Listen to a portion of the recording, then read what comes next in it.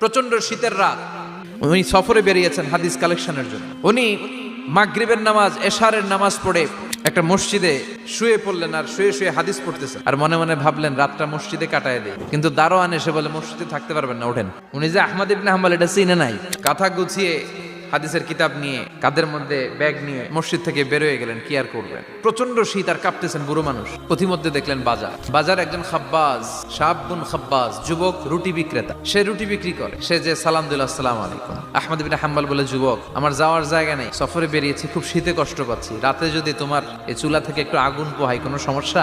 যুবক বলে, না না সমস্যা না, আহলান ওয়া সাহলান, বস আমদেদ, আসেন আসেন, আপনি আগুন পোহাইলে আমার সমস্যা কি? আল্লাহ শুকরিয়া করে উনি বসলেন আর আগুন পোহাচ্ছেন। আর খেয়াল করলেন যুবক রুটি বানায় আর পরে আস্তাগফিরুল্লাহ, রুটির দলা বানায় পরে আস্তাগফিরুল্লাহ, খামির বানায় আর পরে আস্তাগফিরুল্লাহ, খালি এইটাই পড়তেছে। ইমাম আহমদ ইবনে হাম্বল তো অবাক, কিরে এটা আবার কেমন যুবক, খালি আস্তাগফিরুল্লাহ। উনি প্রশ্ন করলেন, যুবক ঘটনা কি? আসার পর থেকেই তোমার দেখতেছি তুমি রুটি বানাও, রুটি বিক্রি করো আর পড়ো আস্তাগফিরুল্লাহ। যুবক বলে, আস্তাগফিরুল্লাহ আমার সবচেয়ে বেশি পছন্দের আমল, আমি সব সময় আঠার মতো ইস্তেগফারের সাথে লেগে থাকি আর সব সময় পড়তে থাকি আস্তাগফিরুল্লাহ, আর এর বদৌলতে আল্লাহ আমারে মুস্তাজাবুদ দাওয়া বানিয়ে দিয়েছে। আহমদ ইবনে হাম্বল তো অবাক, তুমি মুস্তাজাবুদ দাওয়া, রুটিওয়ালা? আমি এত বছর হাদিস পড়াই, আমিও তো মুস্তাজাবুদ দাওয়া না, তুমি দোয়া করলেই সব কবুল হয়ে যায়? যুবক বলে, না আনা মুস্তাজাবুদ দাওয়া, আমি আমার জীবনে যত দোয়া করেছি কবুল করে নিয়েছে কে? সব দোয়া কবুল করে নিয়েছে আল্লাহ, একটা দোয়া ছাড়া। কি সেই দোয়া?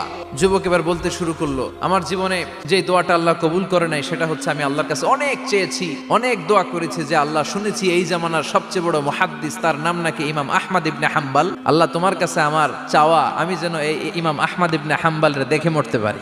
আহমদ ইবনে হাম্বল আবেগপ্রবণ হয়ে গেলেন, চোখের পানি ছেড়ে দিলেন, বললেন, যুবক তোমার এই দোয়াটাও কবুল হয়ে গিয়েছে, আহমদ ইবনে হাম্বল তোমার দরবারে ছুটে এসেছে।